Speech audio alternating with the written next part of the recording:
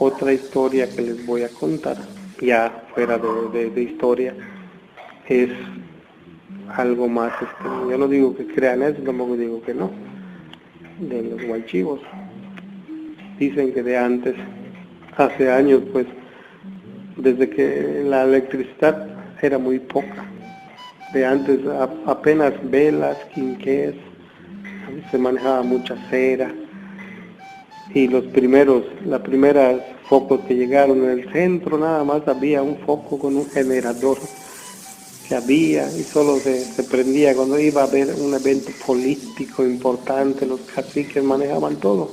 Y dicen igual que bueno, que desde que diga 7, 8 de la noche, todos en su casa, encerrados, a dormir, había muy poca luz fuera.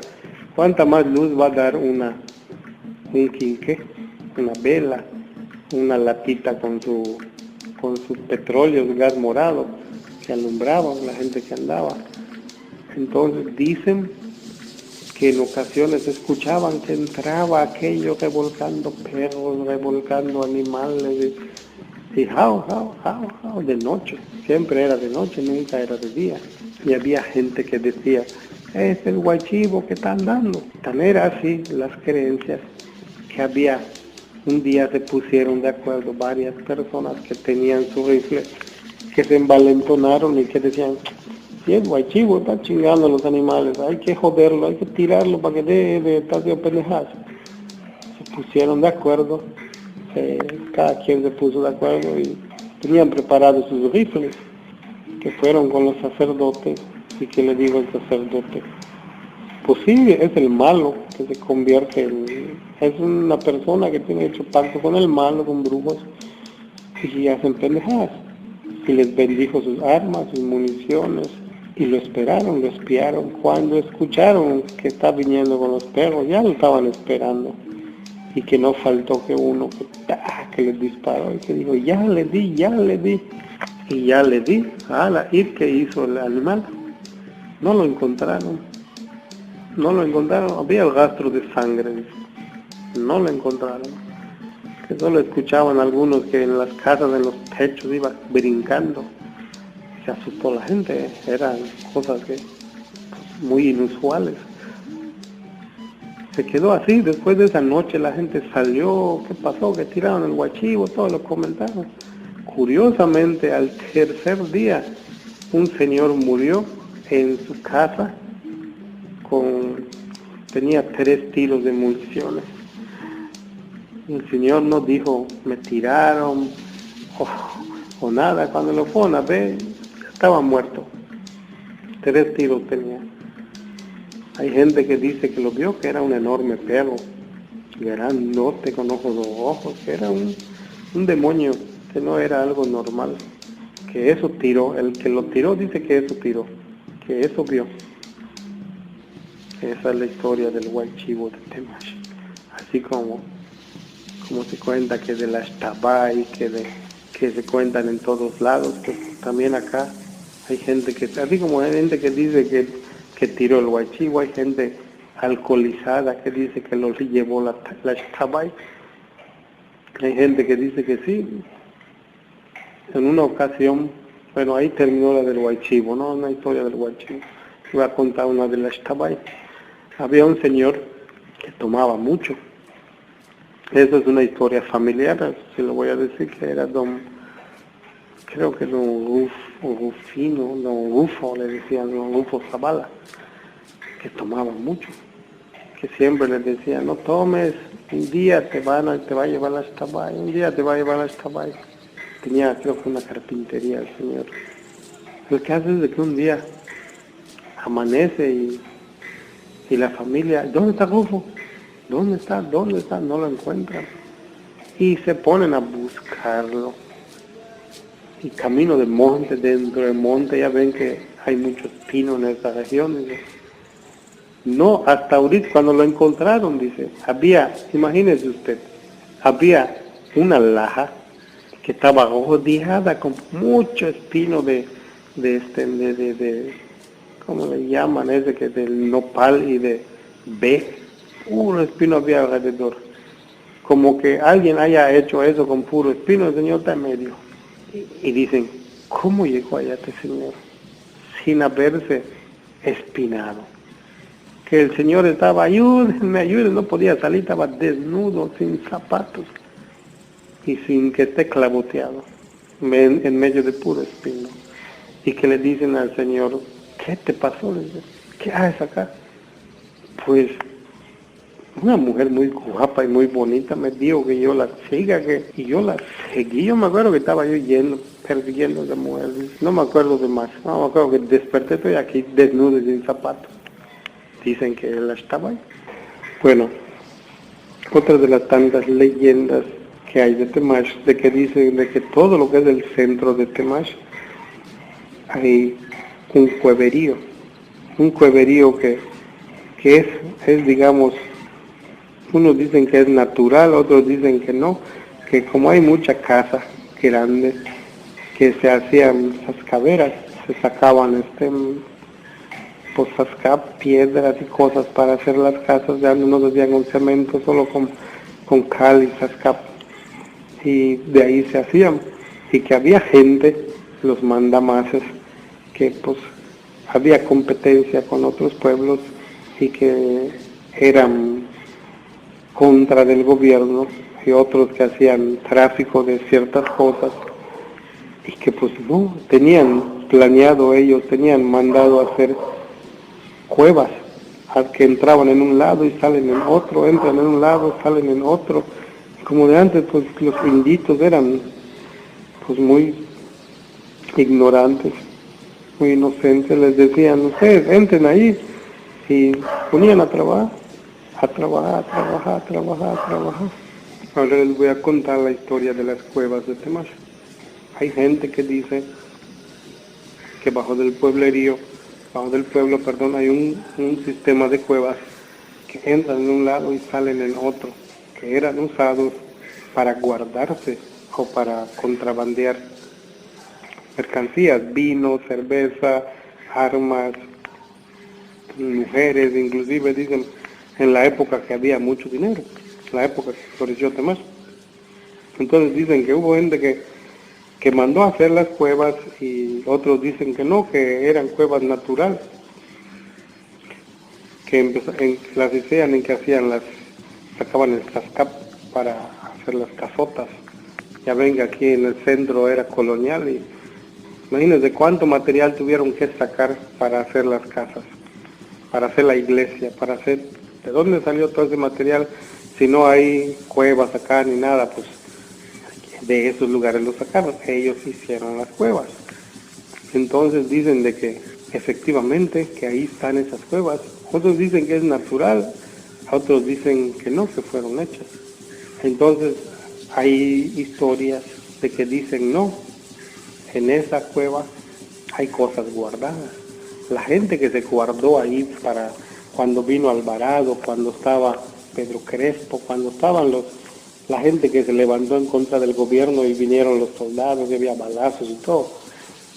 Mucha gente pensaba de que corrieron hacia el monte y otros decían que no, que se guardaron en las cuevas, que por eso Temash fue muy difícil que fuera tomado por los militares. Inclusive gente de otro lado, de Chilán de Bravo, de otro lado, no podían entrar aquí. Los piratas de la costa que llegaban queriendo saquear los alrededores, no podían, dicen. Los demás no podían entrar. Entonces dicen de que en una ocasión inclusive el gobierno, pasaron muchos años, se calmó la bronca, el gobierno mandó infiltrados y sacaron información de dónde estaban las entradas, las salidas, quiénes eran los cabecillas, los fueron cazando uno por uno y mandó soldados y dinamitaron las entradas de esas cuevas. Pero dicen que sí, hay gente que dice, yo cuando hice mi sumidero había una cueva, yo cuando hice esto, una cueva, y mucha gente de aquí dice que tiene encontrado cuevas y de que muchos es algo malo, pero pues dicen que inclusive mucha gente utiliza esas cuevas para tirar los desperdicios, los sumideros, que si matan puerco, que si maíz, que si pendejadas, ahí lo tiran. Es una puerqueza porque pues llega al manto acuífero y los que tenemos pozos pues de ahí lo consumimos. Pero ahí está el dato, el mito y la leyenda de que si las cuevas existen o no existen. Realmente es un mito, es una historia de que hay gente que te dice, nosotros lo paseamos. Hay gente que te dice, sí, nosotros entramos, pasamos, que vimos cajas, que vimos esto, que hay hasta una piedra con escritos en maya, está labrado en maya, que dice varias cosas de la historia de Temash, desde cuando llegaron los españoles. Hay quienes dicen que inclusive los mayas de acá utilizaban esas cuevas para guardarse. Cuando llegaron los españoles, bueno, eso tiene que ver con el sistema de cuevas que dicen y que la gente lo guarda mucho. La gente no quiere hablar de eso porque tienen temor o de que los sancionen, de que los multen por utilizarlo para sumidero, porque es un patrimonio histórico, en fin. Pero utilicen la lógica. Vamos a utilizar la lógica o la fantasía, como quieran llamarla, especulación. ¿Por qué habrán decidido los frailes o los monjes, los sacerdotes, asentarse en esta región de Temash? Porque algo vieron. Para empezar, había gente a los cuales ellos podían colonizar. Habían indígenas. Había gente que, digamos, tal vez ya dominaba a los indígenas. Ya. Ahora la cuestión es si había indígenas acá o vino gente para hacer trabajar a los indígenas. La cuestión es dónde agarraban agua ellos, porque los mayas no hacían sus pozos, ellos buscaban fuentes naturales de agua, cenotes, pozos naturales, o lluvia, o lugares que recolectaran agua de manera natural a través de la lluvia. Entonces la pregunta es, ¿dónde están esos pozos? ¿Dónde están esos cenotes? La gente no lo dice, no habla de ello. ¿Por qué? O porque ya los convirtieron en sumideros, o porque cuando llegaron los sacerdotes españoles, lo primero que hicieron para dominar a los indígenas es eso, su fuente de agua.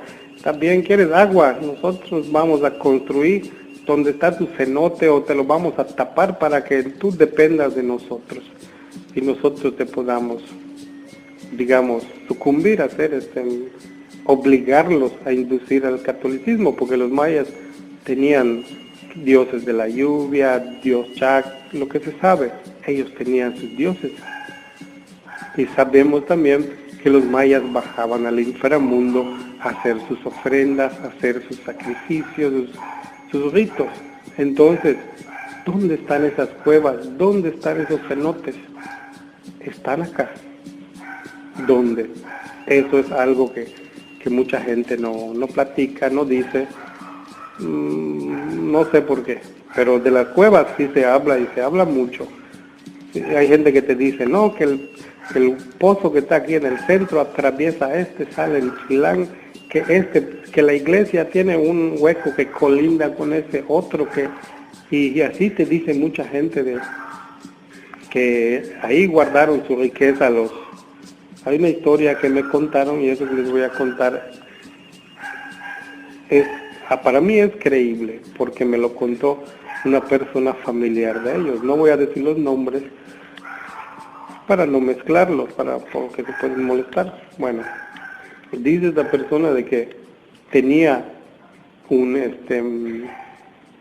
la gente de antes iba a misa y escuchaban al sacerdote de pie a pa, y lo que decía era lo que decía, o sea que se hacía. Si te decía el sacerdote que hagas, digamos, que des 10 vueltas a la izquierda, la gente inocente lo hacía.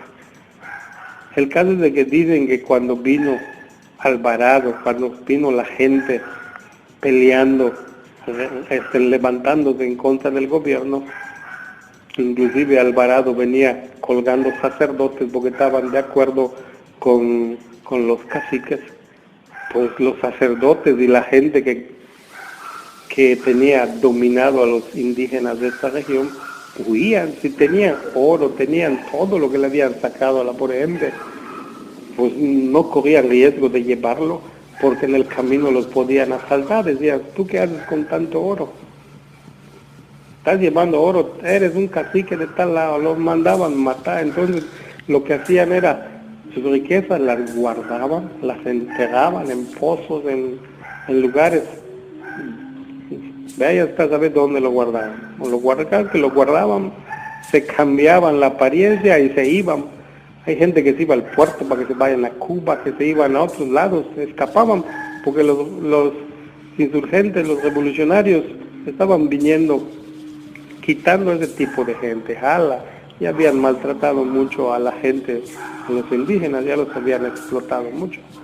Entonces, uno de los sacerdotes, que cuando vino esa revuelta, agarró toda esa revuelta, que agarró todo lo de valor que había en la iglesia de oro, que habían crucifijos con perlas, con oro, con candelabros de plata, varias cosas que tenía la iglesia de oro, que agarró y que dijo, pues yo ya me voy, ¿dónde voy a cargar todo esto?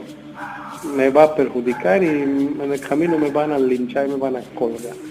Así que agarraba a sus fieles y que les decía, mira fulanita, ahí te voy a dar este cofre lleno de todo esto, les dice, pero un favor te voy a pedir, esto es de Dios, no es tuyo, es de la Santa Iglesia, guárdalo, levántalo, cuando yo regrese me lo das otra vez y no ha pasado nada, te doy tu recompensa y Dios te lo va a agradecer.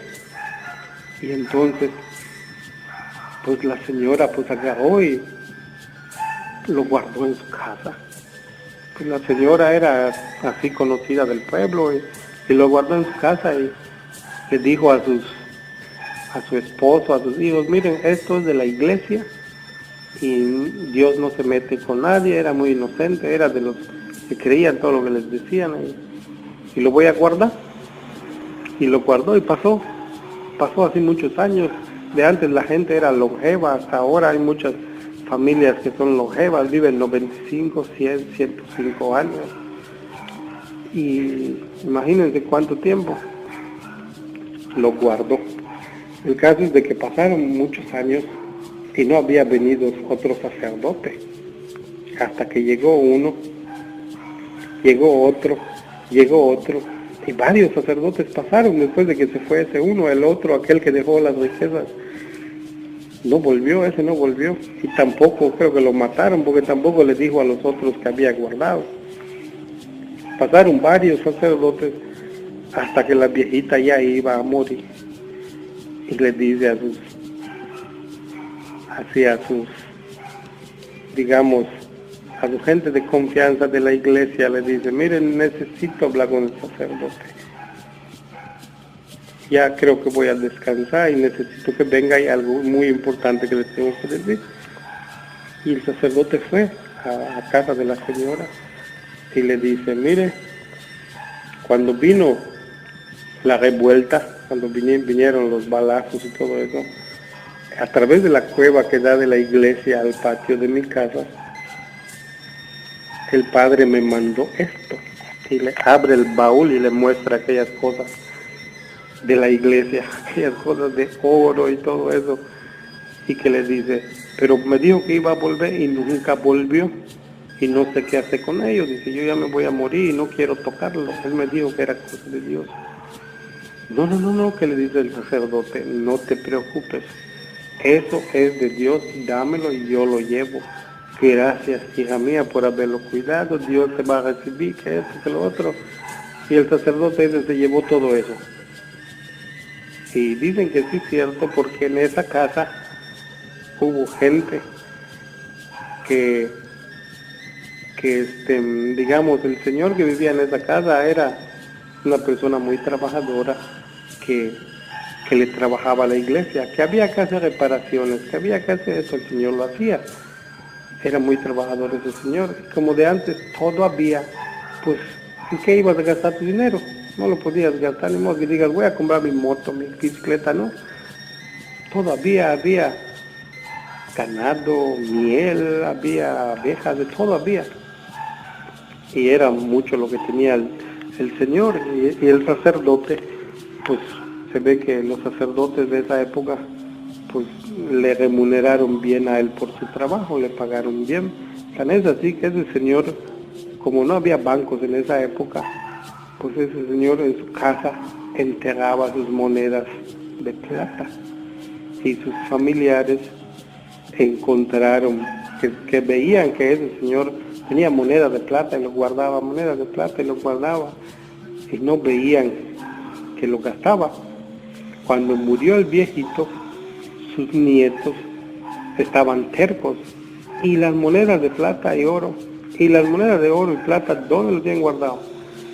¿Qué monedas? Decían los otros. No se acuerdan los muchachitos. Sí, ellos llegaban, y es típico que los abuelitos les cuenten historias a sus nietos y les mostraban sus pertenencias, y ellos habían visto las latas donde los guardaban y estaban tercos. ¿De dónde está? El caso es de que en una de esas, ese señor, no voy a decir nombre, lo voy a mantener en anonimato, pero eso que les cuento es real, que el señor se puso a escarbar, llegó a la casa y sus familiares así salieron. Cuando regresaron, él ya había hecho huecos en todos lados. ¿Y qué hiciste, fulanito? ¿Qué hiciste? Pues yo les dije que iba yo a buscar las monedas de plata de abuelo. Estás loco, mira cómo ya rompiste hueco, aquí hueco en la cocina, hueco. Igual les muestra las monedas. Esto estaba yo buscando y lo encontré, le dije. Tenías razón, monedas de plata. Y que según dicen que también habían de oro, pero las de oro dicen que ellos no los encontraron. Esa es la historia. Entonces ahí queda la historia de que posiblemente sí es cierto todo lo que digan de las cuevas. Habría que comprobarlo, pero es un mito o una leyenda.